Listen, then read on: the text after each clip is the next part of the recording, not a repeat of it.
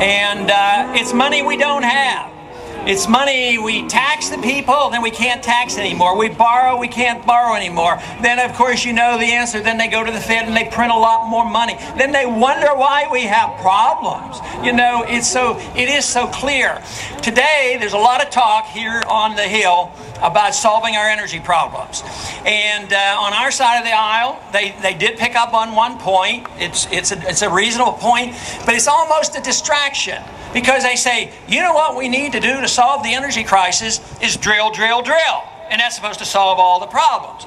Of course, you know, drilling certainly could be helpful, and if we had more oil, it could play a role.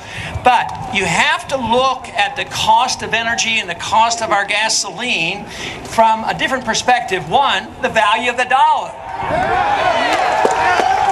The value of the dollar goes down when you print too many. When you have a foreign policy where you are motivated to do this, obviously us going to the Middle East to protect our oil didn't work so well.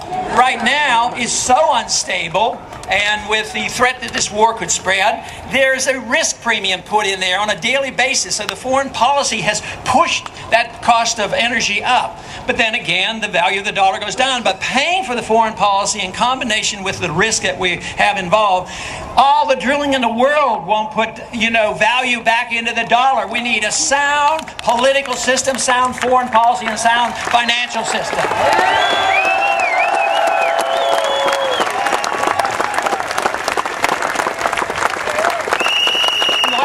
In the last couple of weeks, I have been going to the floor to talk about H-Con Res 362. Something that should not be brought to the floor. It should be defeated, but rather within a couple days, if not a week, they had 220 co-sponsors. Fortunately, though, this week I was able to quote two of the sponsors of the bill who were changing their minds because they realized it is so aggressive. It is actually literally advocating a blockade of Iran. That won't help us.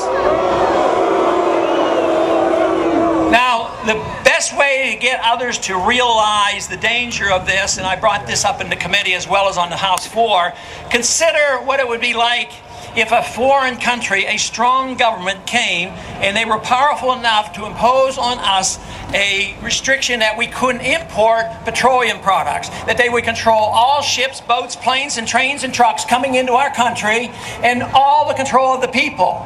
Now, what would we as Americans do? I bet we'd be unified and we'd want to do something about it.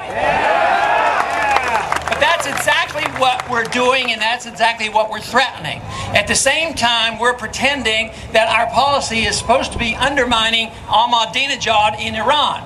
Well, I'll tell you what, if somebody comes and threatens us, we get unified. Just think, after 9/11, we weren't fighting among ourselves because we saw us being threatened, and it brings people together. So the dissidents in Iran right now are being hurt, and Ahmadinejad is being helped. Now, sometimes I wonder if it isn't deliberate so that we always have an enemy out there, that we have to keep the military-industrial complex going. It's either that, or they're just, not very smart, and sometimes maybe there'll be a little bit of both.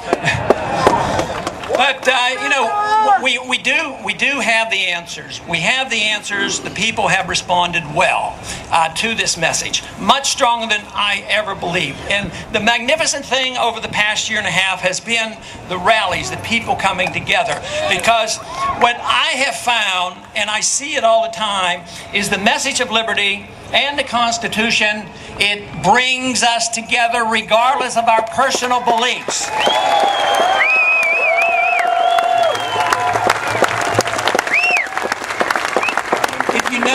And understand what the First Amendment is all about and what freedom is all about. We can take a crowd like this, and what your personal religious beliefs are not relevant. They're relevant to you and to your family and your children and all, and that's very important in what you do in your community.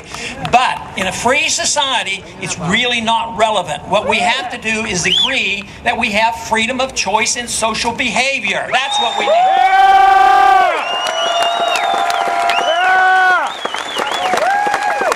There are a certain group in Congress that's a little bit better on protecting those values than others. But unfortunately, they're the same ones who think you don't have a right to spend your own money.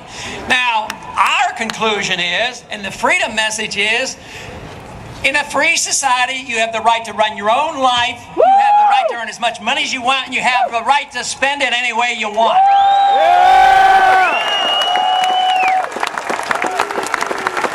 But along with this, if you practice bad behavior and it hurts yourself, you can't come crawling to the government to go to your neighbor and bail you out. If you don't take care of yourself and take care of your retirement and your medical needs, you can't go to your neighbor and send the government there to bail you out. Freedom really works, and it is popular.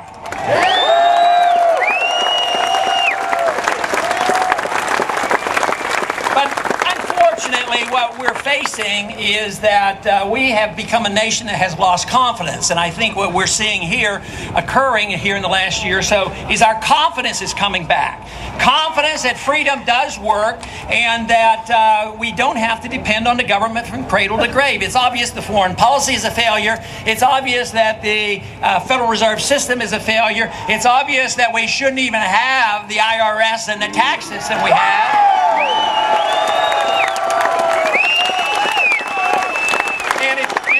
Entitlement system, that's a total failure. There's only debt there. The elderly now, who have paid into the system, are starting to receive. They have an inflation rate of 10 or 12%, and they get increases in their benefits, maybe 2%. So they're losing. No wonder they feel like there's a recession going on. So and salaries under these conditions never keep up. So people are in a recession, and this country is, and it's very, very serious because not so much because we will be living beneath our means, but ultimately it means that our freedoms will be threatened. And I think that is what's happening today.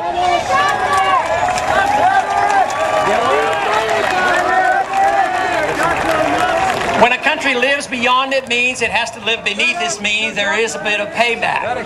But if we did the right things, if we restored freedom, restored sound money, and went back to work, believe me, it wouldn't take long. We would be back on our feet in no time.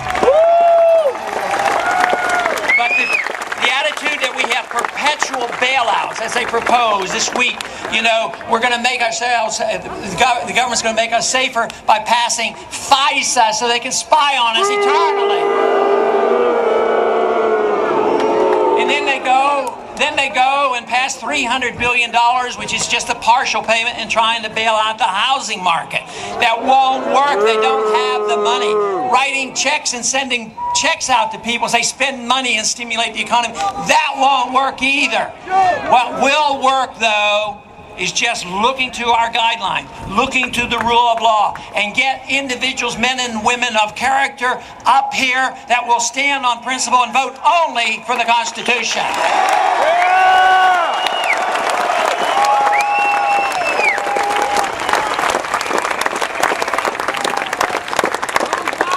One of the disturbing things that occurred during the campaign, and this did happen, on occasion in the debates. There was one particular debate out in Iowa held by the taxpayers and also a Christian group. And I have rather strong identification with both, but I was excluded. And yet we did have a rally next door that was bigger than their rally, so we did all right.